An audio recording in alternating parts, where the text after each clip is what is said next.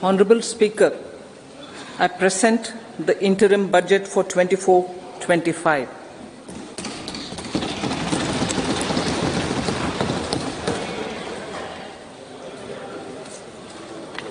The Indian economy has witnessed profound positive transformation in the last 10 years. The people of India are looking ahead to the future with hope and optimism. With the blessings of the people, when our government, under the visionary and dynamic leadership of Honorable Prime Minister Shri Narendra Modi, assumed office in 2014, the country was facing enormous challenges. With Sabka Saath, Sabka Vikas as its mantra, the government overcame those challenges in right earnest. Structural reforms were undertaken. Pro-people programs were formulated and implemented promptly. Conditions were created for more opportunities for employment and entrepreneurship. The economy got a new vigor. The fruits of development started reaching the people at scale. The country got a new sense of purpose and hope. Naturally, the people blessed the government with a bigger mandate. In the second term, our government, under the leadership of Honorable Prime Minister, doubled down on its responsibilities to build a prosperous country with comprehensive development of all people and all regions. Our government strengthened its mantra to Sabka Saath, Sabka Vikas and Sabka Vishwas. Our development philosophy covered all elements of inclusivity, namely social inclusivity through coverage of all strata of the society, and geographical inclusivity through development of all regions of the country.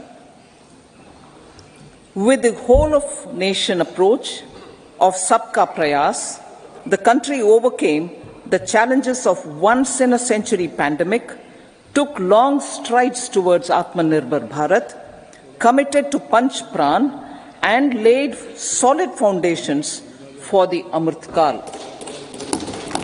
As a result, our young country has high aspirations, pride in its present, and hope and confidence for a bright future. We expect that our government, based on its stupendous work, will be blessed again by the people with a resounding mandate.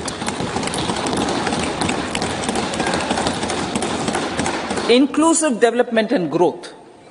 Our humane and inclusive approach to development is a marked and deliberate departure from the earlier approach of provisioning up to village level. Development programs were thus provisioned.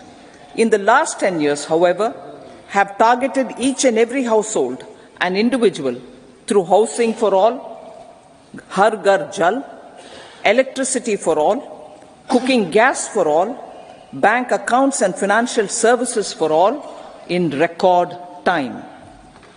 The worries about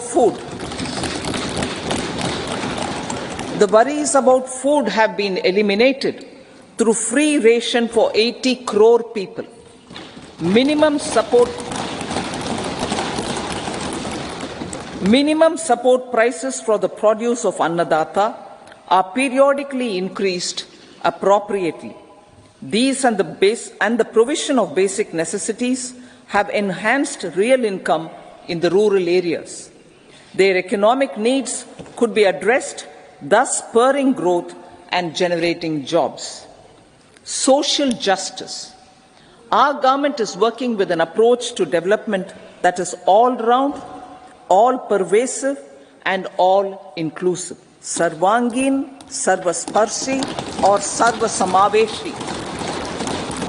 It covers all castes and people at all levels. We are working to make India a Vikasit Bharat by 2047. For achieving that goal, we need to improve people's capability and empower them. Previously, social justice was mostly a political slogan. For our government, social justice is an effective and necessary governance model. The saturation approach of covering all eligible people is the true and comprehensive achievement of social justice. This is secularism in action, reduces corruption, and prevents nepotism, prevents by Bhatijawad. There is transparency and assurance that benefits are delivered to all eligible people. The resources are distributed fairly. All, regardless of their social standing, get access to opportunities. We are addressing systemic inequalities that had plagued our society. We focus on outcomes and not on outlays, so that the social economic transformation is achieved. As our Prime Minister firmly believes, we need to focus on 4 major castes. They are Garib, Mahilaye, Yuva and Annadata. Their needs, their aspirations and their welfare are our highest priority. The country progresses when they progress. All 4 require and receive government support in their quest to better their lives. Their empowerment and well-being will drive the country forward. Garib Kalyan, Desh Ka Kalyan. We believe in empowering the poor. The earlier approach of tackling poverty through entitlements had resulted in very modest outcomes. When the poor became empowered partners in the development process, government's power to assist them also increases manifold. With the pursuit of Sabka Saath, in these 10 years, the government has assisted 25 crore people to get freedom from multi-dimensional poverty. Our government's efforts are now getting synergized with energy and passion of such empowered people. This is truly elevating them from poverty. Direct benefit transfer of 34 lakh crore rupees from the government using PM Jan Dhan accounts has led to savings of 2.7 lakh crores of rupees for the government. This savings has been realized through avoidance of leakages prevalent earlier. The savings have helped in providing more funds for Garib Kalyan. PM Swanidhi has provided credit assistance to 78 lakh street vendors. From that total of 78 lakh street vendors, 2.3 lakh have received credit for the 3rd time. PM Janman Yojana reaches out to the particularly vulnerable tribal groups who have remained outside the realm of development so far. PM Vishwakarma Yojana provides end-to-end support to artisans and craftspeople engaged in 18 trades. The schemes for empowerment of Divyangs and transgender persons reflect firm resolve of our government to leave no one behind. Welfare of Annadata. Farmers are our Annadata. Every year under PM Kisan Samman Yojana, direct financial assistance is provided to 11.8 crore farmers, including marginal and small farmers. Crop insurance is given to 4 crore farmers under PM Fasal Bima Yojana. These, besides several other programs, are assisting Annadata in producing food for the country and for the world. Electronic National Agricultural Market has integrated 1,361 mandis and is providing services to 1.8 crore farmers with trading volume of 3 lakh crores of rupees. The sector is poised for inclusive, balanced, higher growth and productivity. These are facilitated from farmer-centric policies, income support, coverage of risks through price and insurance support, promotion of technologies and innovations through startups. Empowering the Amrit PD, the Yuva. Our prosperity depends on adequately equipping and empowering the youth. The National Education Policy 2020 is ushering the transformational reforms. PM Schools for Rising India, PM Shri, are delivering quality teaching and nurturing holistic and well-rounded individuals. The Skill India mission has trained 1.4 crore youth, upskilled and reskilled 54 lakh youth, and established 3,000 new ITIs. A large number of institutions of higher learning, namely 7 IITs, 16 triple ITs, 7 IIMs, 15 AIMS, and 390 universities have been set up. PM Mudra Yojana has sanctioned 43 crore loans aggregating to 22.5 lakh crores of rupees for entrepreneurial aspirations of our youth. Besides that, Fund of Funds, Startup India, and Startup Credit Guarantee schemes are assisting our youth. They are also becoming Rozgar Data. The country is proud of our youth scaling new heights in sports. The highest ever medal tally in Asian Games and Asian Para Games in 2023 reflects a high confidence level.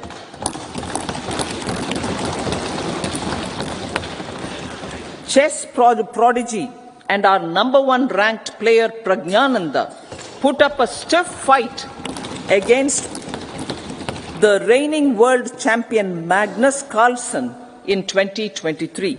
Today, India has over 80 chess grandmasters compared to little over 20 in 2010. Momentum for Nari Shakti.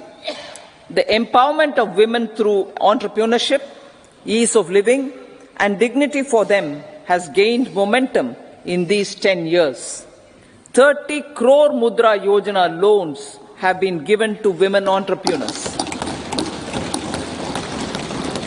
Female enrollment in higher education has gone up by 28% in 10 years. In STEM courses, girls and women constitute 43% of enrollment, one of the highest in the world.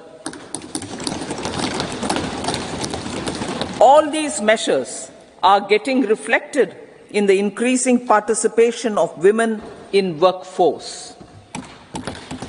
Making triple talaq illegal, reservation of 1/3 seats for women in the Lok Sabha and state assemblies,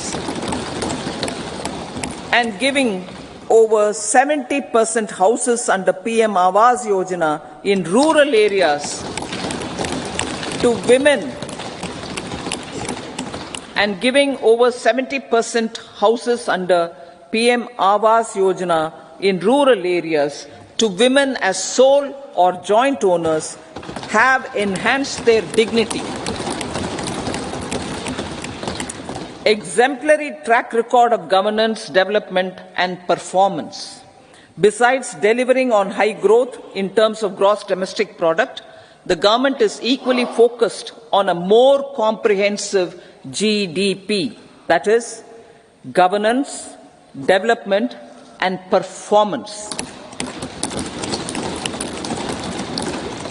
Our government has provided transparent, accountable, people-centric and prompt, trust-based administration with citizen first and minimum government, maximum governance approach. The impact of all-round development is discernible in all sectors. There is macroeconomic stability, including in the external sector. Investments are robust. The economy is doing well. People are living better and earning better, with even greater aspirations for future. Average real income of the people has increased by 50%. Inflation is moderate. People are getting empowered, equipped, and enabled to pursue their aspirations. There is effective and timely delivery of programs and of large projects. Economic management. The multi-pronged economic management over the past 10 years has complemented people-centric, inclusive development. Following are some of the major elements. 1. All forms of infrastructure, physical, digital, or social, are being built in record time.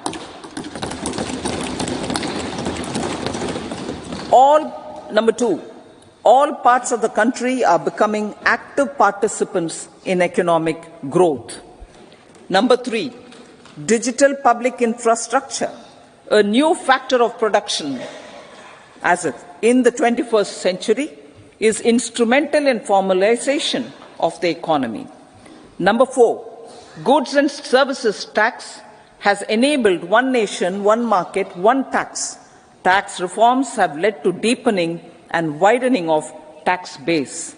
Number 5, strengthening of the financial sector has helped in making savings, credit, and investments more efficient. Number 6, GIFT, IFSC, and the Unified Regulatory Authority, IFSCA, are creating a robust gateway for global capital and financial services for the economy. Number 7, proactive inflation management has helped keep inflation within the policy band.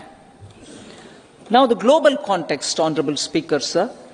Geopolitically, global affairs are becoming more complex and challenging with wars and conflicts. Globalization is being redefined with reshoring and friendshoring, disruption and fragmentation of supply chains, and competition for critical minerals and technologies. A new world order is emerging after the COVID pandemic. India assumed the G20 presidency during very difficult times for the world. The global economy was going through high inflation, high interest rates, low growth, very high public debt, low trade growth, and climate changes. The pandemic has led to a crisis of food, fertilizer, fuel, and finances for the world, while India successfully navigated its way. The country showed the way forward and built consensus on solutions for those global problems.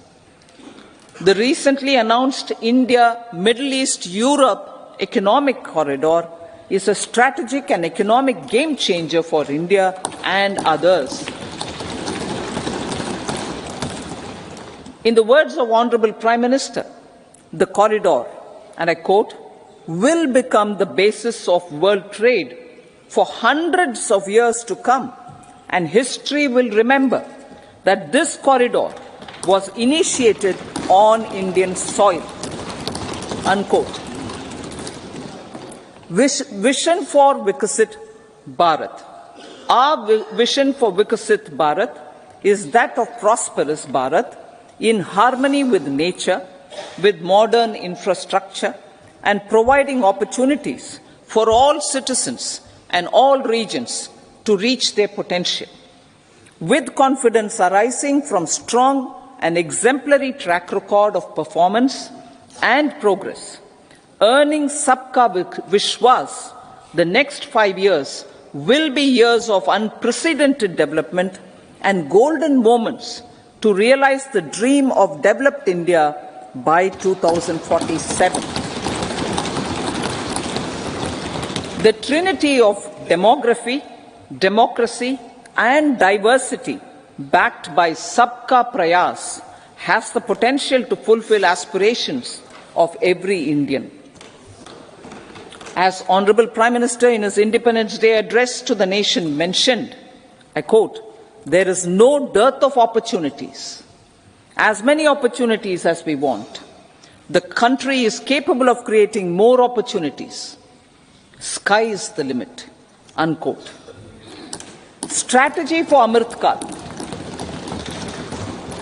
Our government will adopt economic policies that foster and sustain growth, facilitate inclusive and sustainable development, improve productivity, create opportunities for all, help them enhance their capabilities, and contribute to generation of resources to power investments and fulfill aspirations.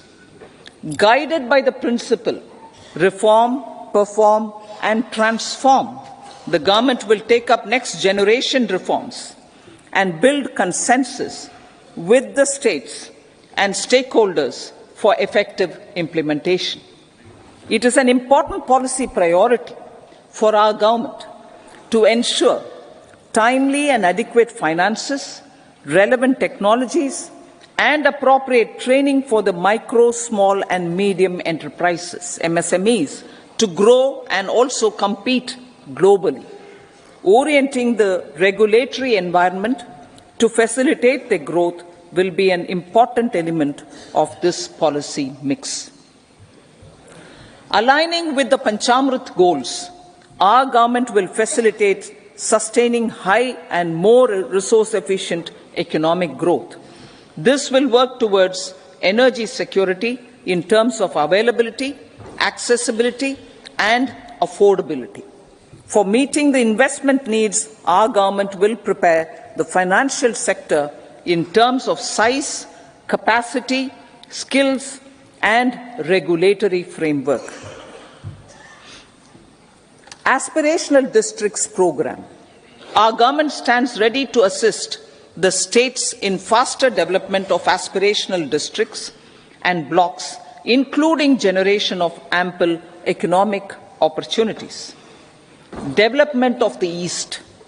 Our government will pay utmost attention to make the eastern region and its people a powerful driver of India's growth.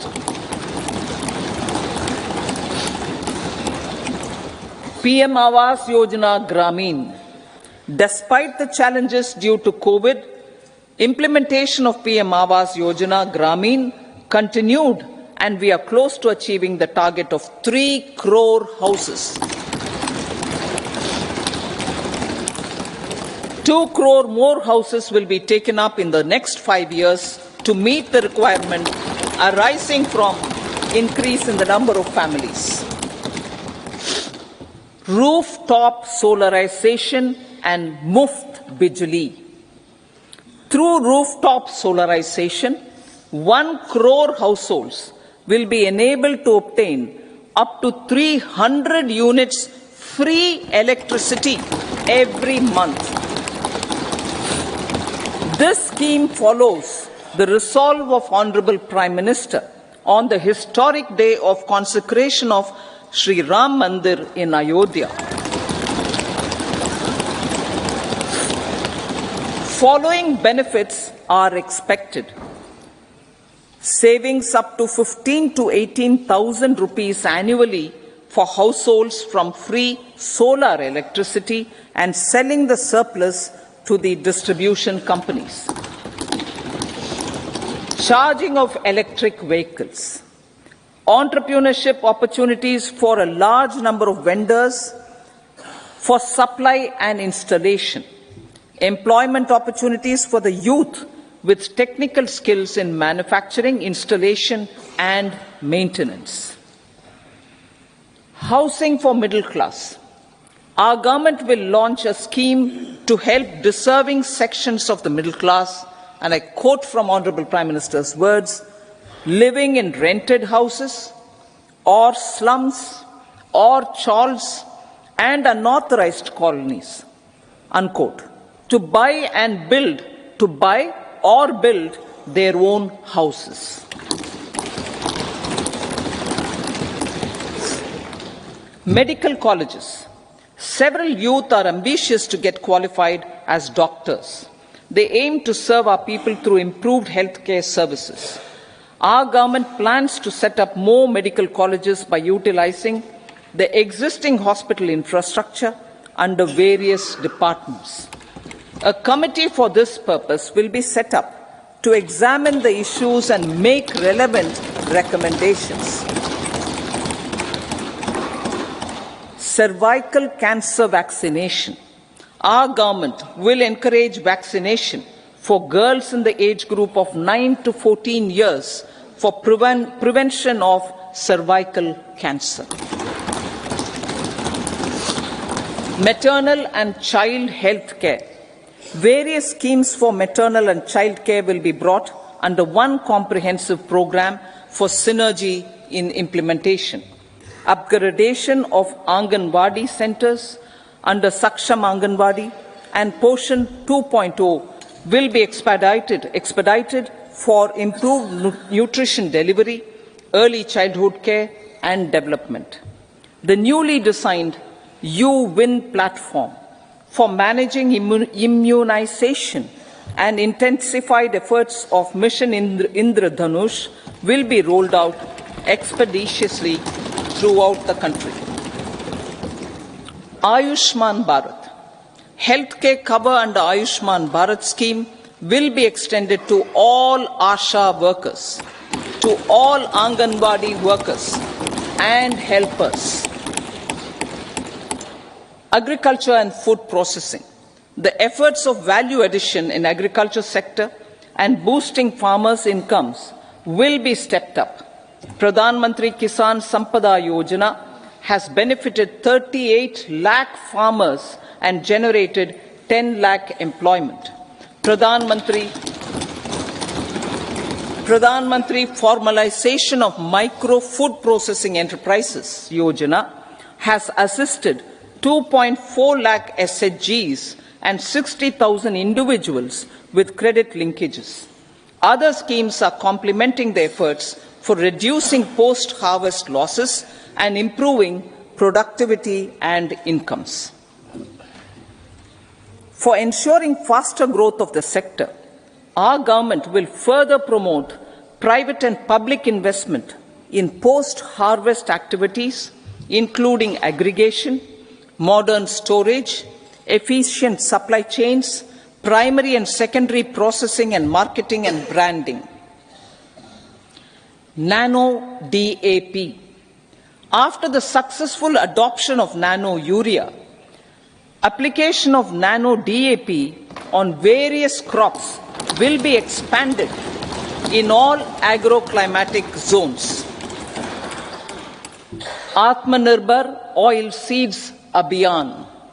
Building on the initiative announced in 2022, a strategy will be formulated to achieve Atmanirbharta for oil seeds such as mustard, groundnut, sesame, soya bean and sunflower.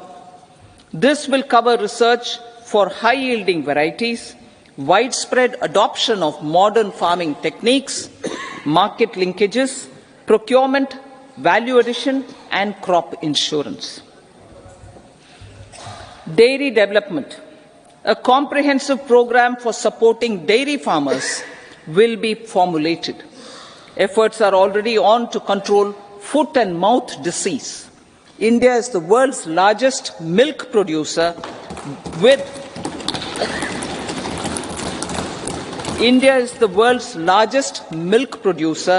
but with low productivity of milch animals. The program will be built on the success of existing schemes such as Rashtriya Gokul Mission, National Livestock Mission, and infrastructure development funds for dairy processing and animal husbandry. Matsya Sampada. It was our government which set up a separate department for fisheries, realizing the importance of assisting fishermen. This has resulted in doubling of both inland and aquaculture production. Seafood exports since 2013-14 has also doubled. Implementation of Pradhan Mantri Matsya Sampada Yojana will be stepped up to 1. Enhance aquaculture productivity from existing 3 to 5 tons per hectare.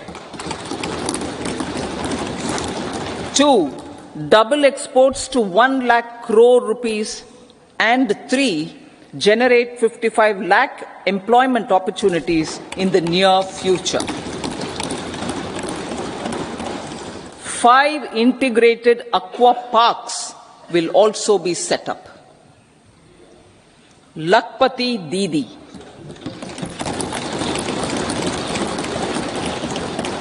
83 lakh SHGs. 83 lakh SHGs with 9 crore women are transforming rural socio-economic landscape with empowerment and self-reliance. Honorable Speaker said, their success has assisted nearly 1 crore women to become Lakpati Didi already. They are an inspiration to others. Their achievements will be recognized through honoring them. Buoyed by the success, it has been decided to enhance the target for Lakpati Didi from 2 crores to 3 crores.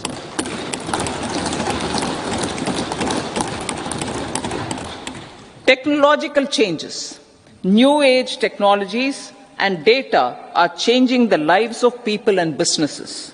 They are also enabling new economic opportunities and facilitating provision of high quality services at affordable prices for all, including those at the bottom of the pyramid. Opportunities for India at the global level are expanding. India is showing solutions through innovation and entrepreneurship of its people. Research and innovation for catalyzing growth, employment and development. Prime Minister Shastri, Prime Minister Lal Bahadur Shastri gave the slogan of Jai Jawan, Jai Kisan. Prime Minister Vajpayee, Atal Bihari Vajpayee ji, made that Jai Jawan, Jai Kisan, Jai Vigyan. Prime Minister Modi has furthered that to Jai Jawan, Jai Kisan, Jai Vigyan and Jai Anusandhan, as innovation is the foundation of development. For our tech-savvy youth, this will be a golden era. A corpus of 1 lakh crore rupees will be established with 50-year interest-free loan provided. The corpus will provide long-term financing or refinancing with long tenors and low and or nil. I repeat that sentence. The corpus will provide long-term financing or refinancing with long tenors and low or nil interest rates. This will encourage the private sector to scale up research and innovation significantly in sunrise domains. We need to have programs that combine the powers of our youth and technology. A new scheme will be launched for strengthening deep tech technologies for defense purposes and expediting Atmanirbharta. Infrastructure development.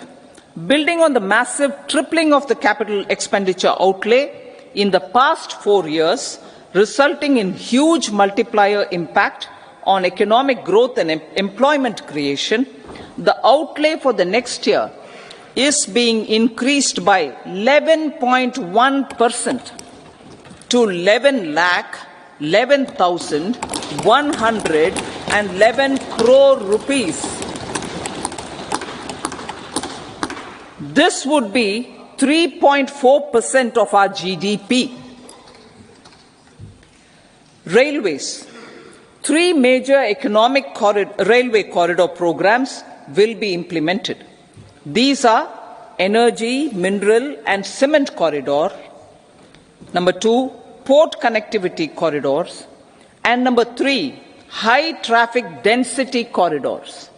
The projects have been identified under the PM Gati Shakti for enabling multimodal connectivity. They will improve logistics efficiency and reduce cost. The resultant decongestion of the high traffic corridors will also help in improving operations of passenger trains, resulting in safety and higher travel speed for passengers. Together with dedicated freight corridors, these 3 economic corridor programs will accelerate our GDP growth and reduce logistic costs.